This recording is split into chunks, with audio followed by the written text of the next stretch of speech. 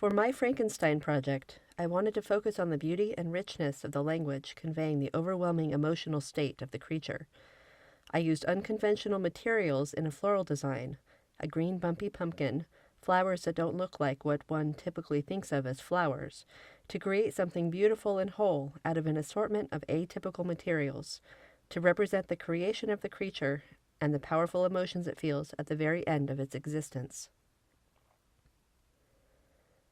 No sympathy may I ever find. When I first sought it, it was the love of virtue, the feelings of happiness and affection with which my whole being overflowed, that I wished to be participated. But now that virtue has become to me a shadow, and that happiness and affection are turned into bitter and loathing despair, in what should I seek for sympathy? I am content to suffer alone while my sufferings shall endure. When I die, I am well satisfied that abhorrence and opprobrium should load my memory. Once my fancy was soothed with dreams of virtue, of fame, and of enjoyment. Once I falsely hoped to meet with beings who, pardoning my outward form, would love me for the excellent qualities which I was capable of unfolding. I was nourished with high thoughts of honor and devotion. But now crime has degraded me beneath the meanest animal. No guilt, no mischief, no malignity, no misery can be found comparable to mine.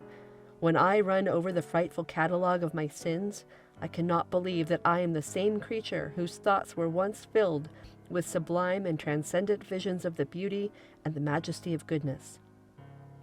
But it is even so. The fallen angel becomes a malignant devil.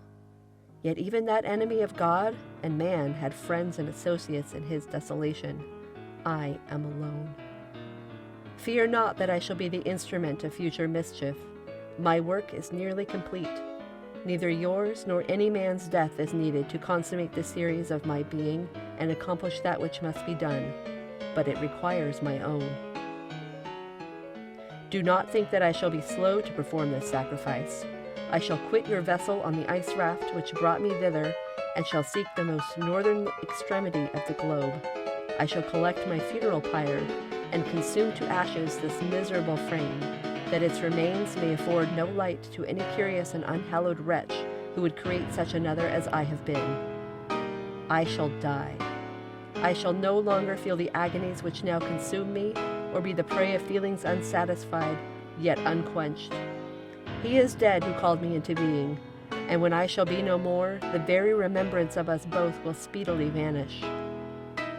I shall no longer see the sun or stars, or feel the winds play on my cheeks. Light, feeling, and sense will pass away, and in this condition must I find my happiness. Some years ago, when the images which this world affords first opened upon me, when I felt the cheering warmth of summer, and heard the rustling of the leaves and the warbling of the birds, and these were all to me, I should have wept to die. Now it is my only consolation. Polluted by crimes and torn by the bitterest remorse, where can I find rest but in death? Soon I shall die, and what I now feel be no longer felt. Soon these burning miseries will be extinct. I shall ascend my funeral pyre triumphantly, and exult in the agony of the torturing flames. The light of that conflagration will fade away. My ashes will be swept into the sea by the winds. My spirit will sleep in peace, or if it thinks, it will not surely think thus. Farewell.